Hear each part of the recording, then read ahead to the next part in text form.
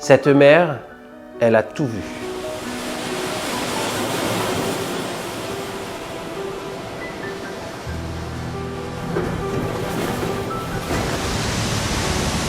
Des cris, des bombes, des jeunes hommes venus libérer une terre et le silence d'après.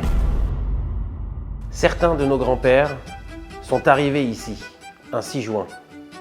Ils n'étaient pas forcément tous religieux, mais ce jour-là, ils ont dit une prière. Pas pour eux, pour l'avenir. Cet avenir, c'est maintenant. Une communauté juive vivante ici, à Caen.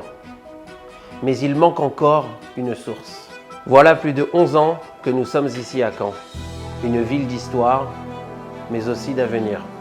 Un avenir pour la communauté juive. Depuis toutes ces années, nous avons prié, enseigné, transmis. Mais il manque encore une étape essentielle. Une source, un mikvé.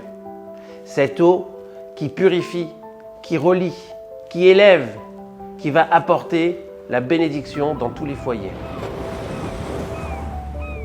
Dans le silence de cette mère, il y a des choses qu'on ne voit pas. Des prières, des espoirs, des promesses. Et puis, il y a les prières que l'on porte depuis si longtemps, comme celle de Hadassah.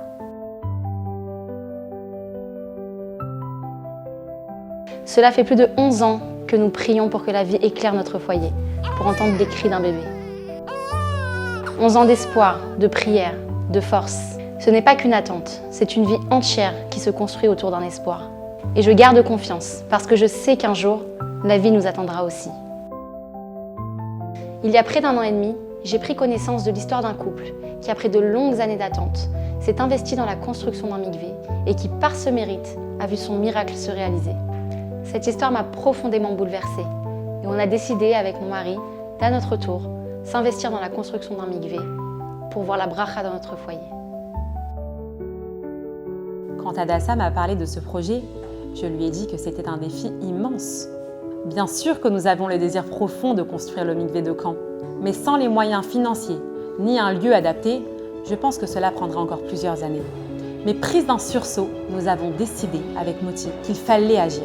Et Baruch Hashem, après quelques semaines plus tard, on a vu la main d'Hachem en trouvant l'opportunité parfaite pour accueillir ce mikvé. Et on a compris qu'il fallait lui donner la priorité.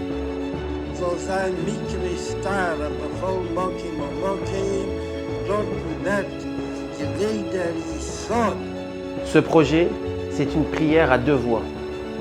Celle d'une femme qui espère la vie et celle d'une communauté qui se mobilise pour son avenir. Ce mikvé, c'est faire jaillir la Gdoucha, la pureté, ici à Caen. Tant de femmes en ont besoin.